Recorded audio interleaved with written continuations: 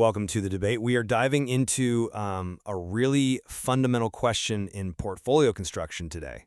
And it's sparked by just the immense scale of, well, passive income generated by some of the world's most successful investors. I mean, just consider the powerhouse of Warren Buffett's Berkshire Hathaway. Think about the scale here. We're talking about, what, an estimated $4.37 billion in annual dividend income for 2025? That works out to roughly $138 every single second. And that's without him selling a single share of stock. That ability, to generate perpetual cash flow, that's really the hook. Right. And it's not just a U.S. phenomenon, is it? If you look at Asia's richest man, Mukesh Ambani, well, he's actually foregone a salary for the 5th year running now, yet his promoter group still earned 3,655 crore rupees in dividends for FY25. These aren't just, supplementary funds. For the ultra-wealthy, dividends often move from being a strategy to being the main engine for, well, wealth preservation and generating income. Absolutely astonishing numbers, and they really illustrate the enduring value of owning income-generating assets. But this whole thing sets up our core question for today. When you're building a long-term portfolio, should investors prioritize pure capital appreciation, what we call growth investing, or should they focus more on generating that stable compounding income stream we see with dividend investing? Now, I'll be arguing that prioritizing high growth potential, well, it offers the highest potential for maximum total return over the long term, even if, that means accepting higher volatility along the way. Okay. I see why you'd think that. Focusing on just the raw potential, the upside. But I come at it from a slightly different angle. I'm going to argue that a strategy emphasizing dividend stability and, I think crucially, dividend growth actually provides superior risk-adjusted returns. And it offers a highly reliable, sort of disciplined path to compounding wealth over time. Okay, so let's define terms a bit. Growth investing, well, by definition, it targets companies that are expected to expand at an above-average rate, right? Typically, they reinvest every single dollar of earnings back into the business for, well, rapid expansion. Think about innovative or expanding companies, maybe like an Infosys back in the day or perhaps Zomato more recently. Companies really focus on capturing market share, not distributing cash, so the primary goal is capital appreciation. You're looking for large capital gains as the company compounds those reinvested earnings internally. The main advantage, then, is that exposure to the most dynamic, often innovative parts of the economy and, the high potential for significant capital gains. That's an interesting point, focusing purely on that future upside. But while you're chasing potential, dividend investing focuses on, well, more established, stable companies. You often find them in mature sectors like utilities, consumer staples, maybe finance. And these companies pay out regular cash dividends. They typically have, predictable, stable earnings and that regular cash flow. Well, many investors see it almost as a quasi-bond instrument. This reliable income stream, that's an advantage in itself. It provides a cash safety net and generally speaking leads to markedly lower volatility compared to those pure growth stocks. But isn't volatility the risk you accept for maximum upside? I mean, look at the market reality of the past decade. The vast majority of the really strong outperformance has been driven by companies that are non-dividend payers or, pay very little. Look at the behemoths: Nvidia, Amazon, Alphabet, Meta, Tesla, right? They've driven the broad index returns. The Morningstar U.S. Dividend Growth Index, for example, well, it currently falls short of the broad stock market on measures like profitability and financial strength. And why? Precisely because it has lighter exposure to these super high-performing tech companies. So if your goal is truly maximum total return, you arguably can't afford to skip those opportunities where retained earnings are compounding aggressively inside the company itself. I'm sorry, but I just don't quite buy that maximizing total return necessarily requires maximizing risk. I mean, the regular cash flow from dividends and the fundamental stability of the underlying businesses, it makes dividend-paying stocks, I think, inherently more resilient in bear markets. And we have pretty clear historical evidence of superior risk-adjusted performance. Take the S&P 500 Dividend Aristocrats. These are companies that have increased dividends for 25 consecutive years. So over a 28-year period ending in 2018, they actually produced higher annualized returns, 12.13%, compared to the overall S&P 500, which was 9.96%.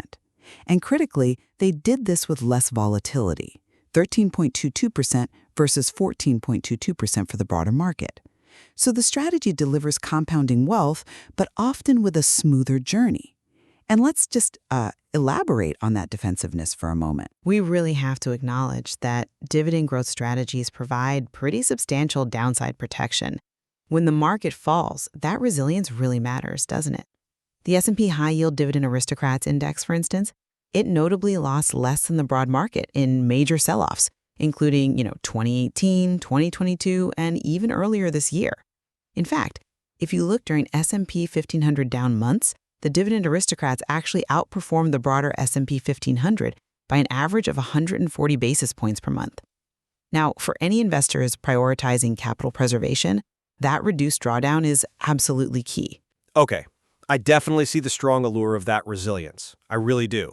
But that lower volatility, it comes directly at the cost of sacrificing those potentially large multi-bagger market opportunities, right? Growth investing inherently involves higher volatility. Yes, and that volatility is kind of the price of admission to own the companies driving fundamental economic change. Younger investors, or maybe those with a really long-term horizon, they might be willing to take on that risk precisely because the future reward potential seems so much greater. You're right that the dividend growth index is defensive, but that defensiveness is partly structural, isn't it?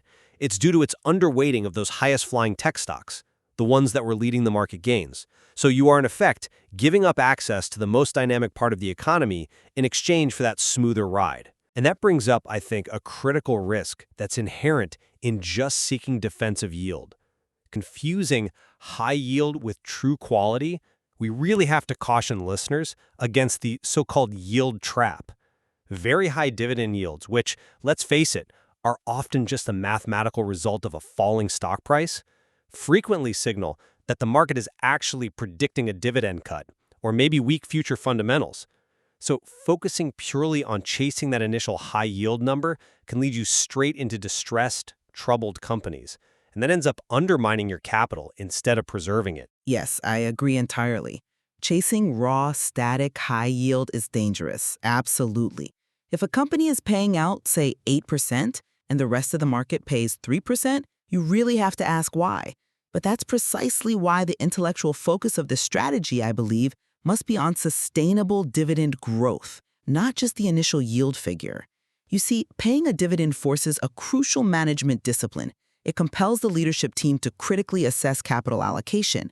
Unlike a growth company that maybe can raise capital or reinvest somewhat loosely without immediate market accountability, the market holds dividend payers accountable almost instantly if they fail to grow that cash flow.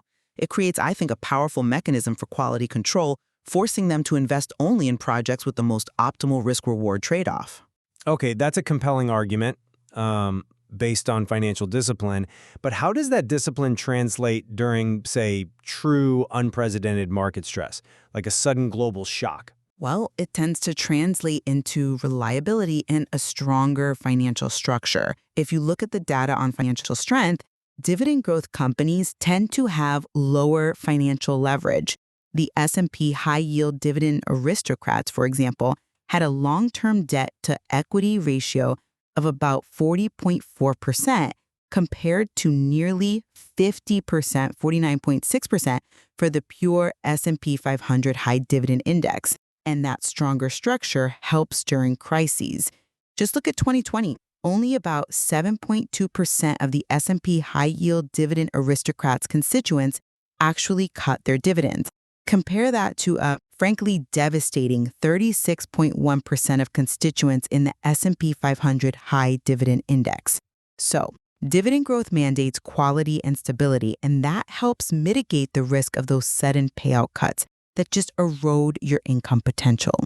Stepping back a bit, the core argument for dividend investing over the really long run is the compounding effect of reinvesting those regular cash payments. This is a massive driver of total return. Dividends, when you reinvest them, have accounted for approximately 40% of the S&P 500's total return since, 1926. To illustrate this compounding effect, sometimes called the dividend snowball, just consider this hypothetical. A stock starting with maybe a 3% yield, but delivering 10% dividend per share growth each year could easily achieve a higher overall effective yield on your initial cost after, say, 15 years than a stock starting at a higher 5% yield but with zero dividend growth. That compounding makes a huge difference over time. I'm not entirely convinced by the compounded argument in isolation, mainly because it overlooks the inherent tax disadvantage of dividends, at least in standard brokerage accounts. And this is a significant friction point, we have to admit. Dividends are generally taxable income in the year they are paid, right? Which creates an annual drag on compounding. Now, a growth investor achieves their total return exclusively through capital gains. And crucially, those gains are deferred until the stock is actually sold. So if a growth investor needs income later in life, they can simply sell a small portion of their appreciated stock. This gives them far greater control over the timing and the size of the taxable event, which can be potentially highly tax efficient. You raise a necessary and, yes, sometimes painful real-world consideration there. Tax drag is undeniable in standard brokerage accounts. That annual friction is the cost. We have to concede that. But you seem to be focusing on maximizing the marginal efficiency for maybe the most aggressive or perhaps the most tax-savvy investor using ideal scenarios. For the income-focused retiree or maybe just a conservative investor, that guaranteed, reliable stream of cash, even after taxes, provides a unique psychological comfort. And critically, it's a non-liquidating income stream. Selling shares simply doesn't match that. Selling appreciated stock, well, it can trigger the tax event when the market is low, forcing you to sell even more shares just to get the income you need. Dividend income provides cash flow independent of the stock price, making it a much more reliable source for living expenses. So, it's arguably a trade-off, marginal tax efficiency versus absolute income reliability. Okay, that focuses on the income need, which I understand is paramount for some investors. But when the focus is purely on capital accumulation, just maximizing end-of-period wealth, the math, I think, still favors the deferral inherent in growth investing. Growth stocks offer, arguably, unparalleled opportunity because those retained earnings compound immediately, tax-free, within the corporate structure itself. While we absolutely acknowledge the associated volatility, for investors seeking maximum potential total return over a long time horizon, well, retained earnings within a rapidly expanding company remains the most aggressive path toward wealth accumulation. So I'd conclude that for investors who are prioritizing a disciplined, compounding stream of income, and importantly, superior protection against market downturns, focusing on stable, high-quality dividend growth companies provides a reliable and historically effective strategy, generally with lower risk. This framework offers, I believe, financial discipline and that superior downside protection that, frankly, growth strategies just cannot guarantee. The value of this discussion, then, it seems, it lies entirely in understanding that the appropriate investment strategy depends heavily on individual investor goals and, crucially, risk tolerance. There really isn't a single best answer for everyone, is there? And perhaps a smoother investment journey, particularly people nearing or already in retirement. The risk metrics tend to favor dividend strategies. Whereas, younger or more aggressive investors who are willing to tolerate choppier returns might opt for the higher potential, albeit riskier path of growth. The key really is analyzing the trade-offs. You've got marginal tax efficiency and maximum potential upside on one side versus income reliability and superior risk-adjusted returns on the other. And then selecting the best fit for your unique financial needs and circumstances.